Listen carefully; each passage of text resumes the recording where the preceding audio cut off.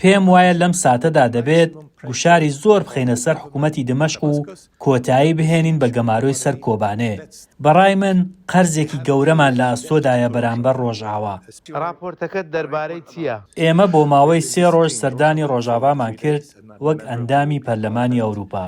پێمان وایە دۆخەکە زۆر هەستیارە. گرنگە کە توندوتیژەکان ڕابگیرن. چیتر هێرش نەکرێتە سەر دانیشتوانی کورد و پێویستە ڕێز لەو ڕێکەوتنەی نێوان حکوومەتی سووریا و دەسەڵاتە خۆجێیەکانی ڕۆژاوا بگیرێت. واتە هەردوولا دەبێت ڕێز لەم ڕێکەوتنە بگرن بۆ ئەوەی گۆڕانکاریەکی ئاشتیانە ڕوودات کە تێیدا مافی خەڵکی ڕۆژاوا پارێزراو بێت. پێم وایە دۆخێکی زۆر ناسک و دژوارە. هەروەها دەیان هەزار ئاوارەیان هەیە کە جورئەتی ئەوە ناکەن بگەڕێنەوە ماڵەکانیان، بۆیە پێویستیان بە ئاسایش هەیە. بەرپرسیارەتیەکی گەورە لە ئەستۆی حکوومەتی دیمەشقا بۆ ئەوەی بیسەلمێنێت کە ئەمە بە توندوتیژی کۆتایی نایەت، بەڵکو بە ڕێزگرتن لە ناسنامەی کوردی و خەڵکی ڕۆژاوا کۆتایی دێت. چۆن یەکێتی ئەوروپا دەتوانێت پشتگیری کورد بکات وەکو هاوپەیمانێک؟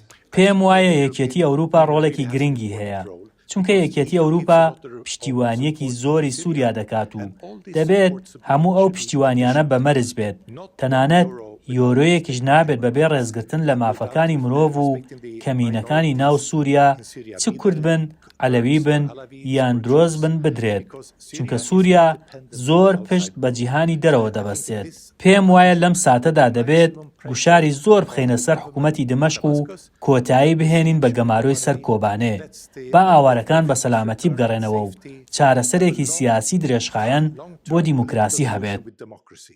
گرنگترین شتی ڕۆژئاوا چییە بەلای یەکێتی ئەوروپاوە؟ بەڕای من قەرزێکی گەورەمان لە ئەستۆدایە بەرامبەر ڕۆژئاوا، بە تایبەتی کوردەکان کە زۆر بە قارەمانانە دژی داعش شەڕیان کرد. ئەوەش تەنیا لە بەرژەوەندی ئاسایشی ئەم ناوچەیە نەبوو، بەڵکو بۆ ئەوروپاش بوو.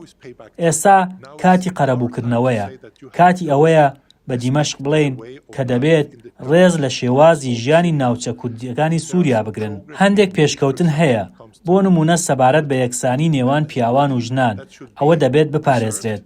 هەروەها دەبێت توانای ئەوەیان هەبێت خاوەن ناسنامەیەکی کوردی بەهێز بن و هەلی ئەوەیان هەبێت پارتە کوردیەکان لە سەرانسەری سووریا چالاکی بکەن. چەندین شت هەیە کە دەمانەوێت لە داهاتوودا بەدی بێن.